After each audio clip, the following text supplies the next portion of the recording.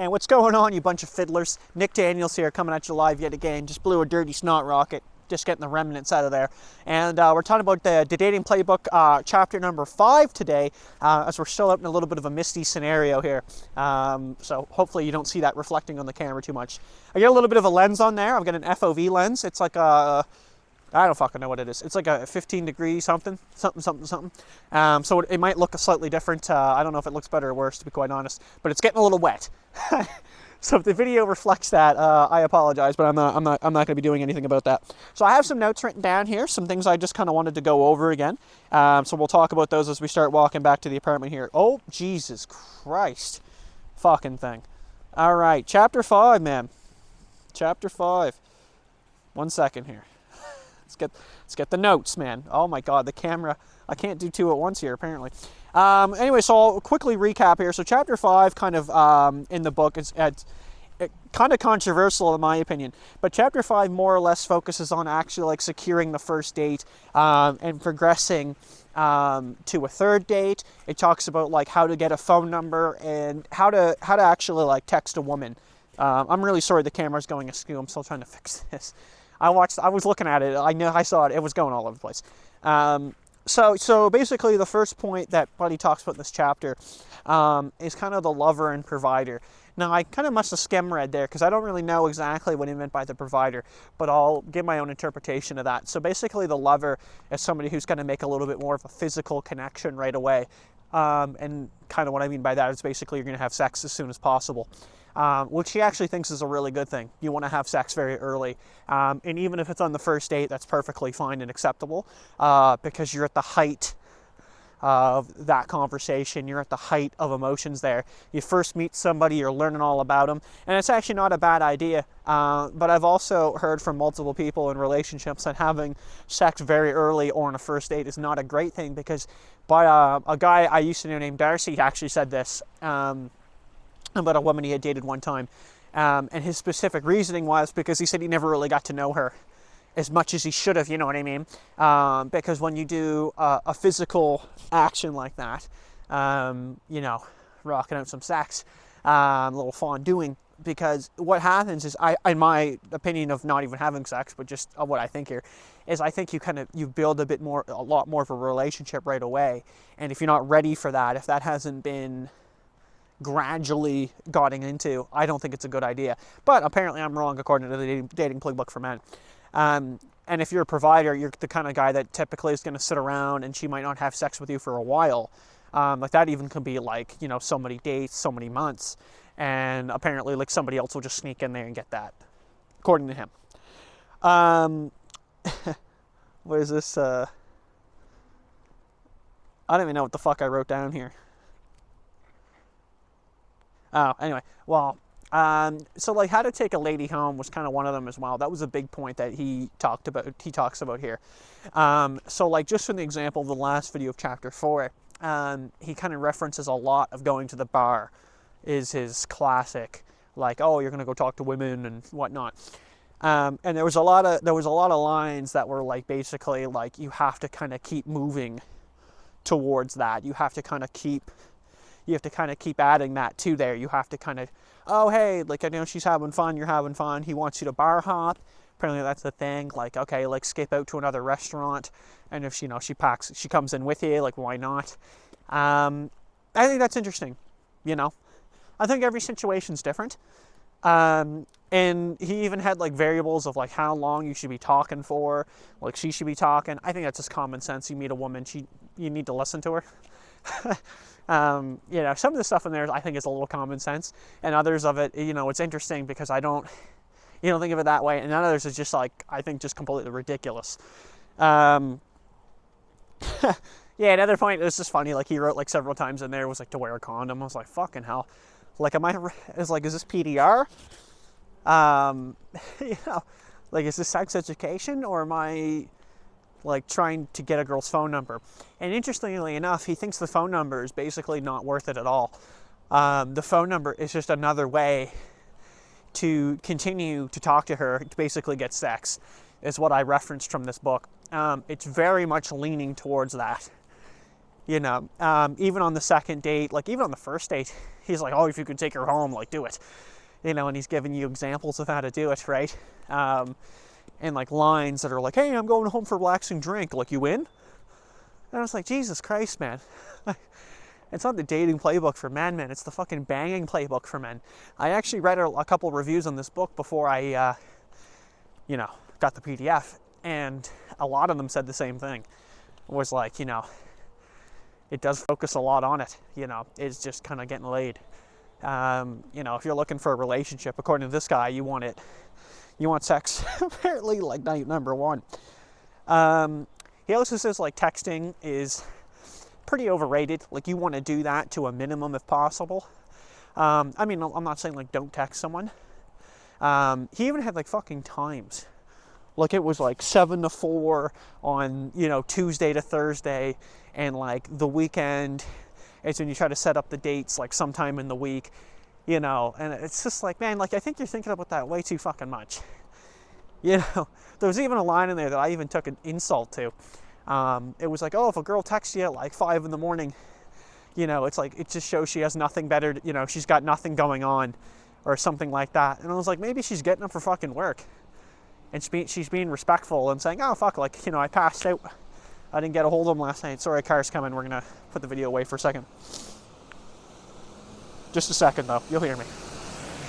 Something I like about this microphone is I don't really need the camera. I can just rant and you'll hear me. And then, so apparently it's like 35 and under you want to text. And over 35, you typically would call her. That makes sense. I actually quite agree with that. Another one was like a social profile. So that'd be like more meeting in person as well, I think. But like same as like this applied to like for me for more like a dating app. Like say I'm talking to a girl at Bumble and she wants to add my Facebook and I don't have one. Apparently, according to fucking Mr. Fabry here, he thinks that like decreases like value. I lose value without an online profile. And I actually had a guy, the same Darcy fellow I mentioned, who said that years ago when I said I didn't have a Facebook account. Like I had deleted it. And he told me that he thought that women will think I'm like suspicious and hiding something. I was like, no, I just think the fucking thing's bullshit. That's all that is, and I'll tell them all about it. He mentions like paying for the date, but he typically tries to do a date that's under like $25, so it's not even really a big deal. I actually agree with that. Like if it's not really very expensive, like I did a date recently, it was just like coffee and whatever. It was like $10. I was like, yeah, whatever. And I just told her to get the next one. She put up like a protest, and I was like, ah, fuck, you just pay for the next one, bud. Worked out. Yeah, and like no movie date. I fully agree with that too. I think movie dates are fucking bullshit. One sec, car coming. Looked like a Chev, would have been garbage, but all Chevs are garbage. Eric Janetti. So like kind of the last point here, or one of the last ones anyway, that I want to bring up is he's saying like if you're gonna go, like if you go to like a restaurant, you go somewhere, you go to a bar, to a pub, whatever. Like he's all talking about like getting physical and stuff, which is hilarious because like, you don't even know the girl. And the way he's describing it, he's like, oh, we're talking at the bar, like first date, whatever, right? Like actual like date. And he's already talking like putting her like his hand on her lower back and touching her hips, and I was like, Jesus Christ, man, like. You're gonna get like fucking rape charges accused of you. Another one was like, though, like he's like, if you're at a bar or something, you're sitting down, he's like, don't sit across from each other, because that way you can do like a little bit more. You can be closer and you can touch her if you want to. I was like, okay. I'm going for dinner on a girl on a first date. I don't just start grabbing her leg.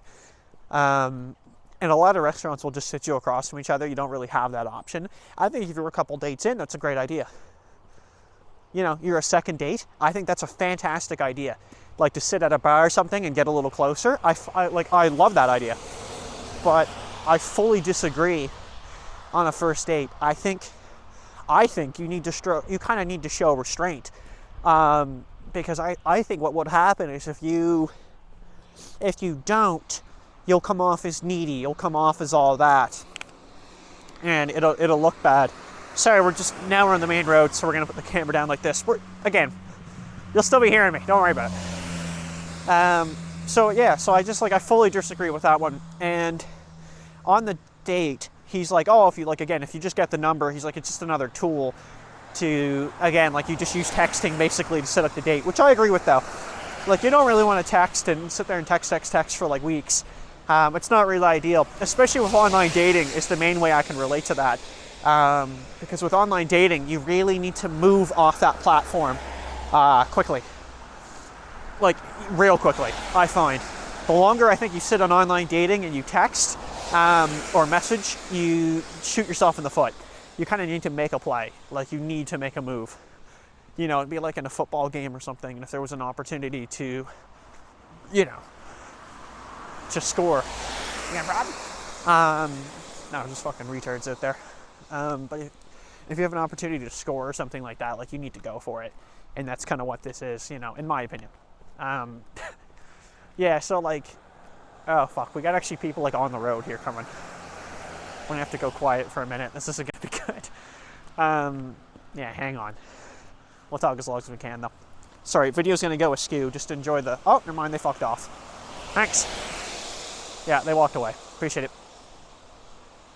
So anyway, so like I was saying, so yeah, he's like, oh, but if you like, let's say you dropped her off at home. He's like, apparently you like make an excuse to force yourself up to the apartment, which I think is a bit intrusive. I'm not gonna lie to you. I think it's a bit bold. I don't like that at all. You know, I think if a woman retires for the night, you should just kind of let that happen. One sec. Somebody just right here.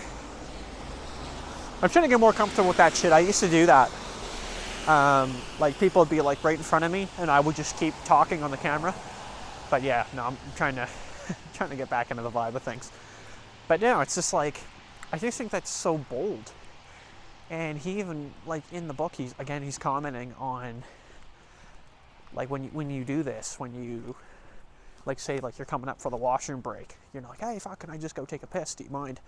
Obviously don't say it like that, but you make an excuse, you get up there, right? And then he's like, oh, well, then you ask for the tour, like a quick tour of the apartment or whatever.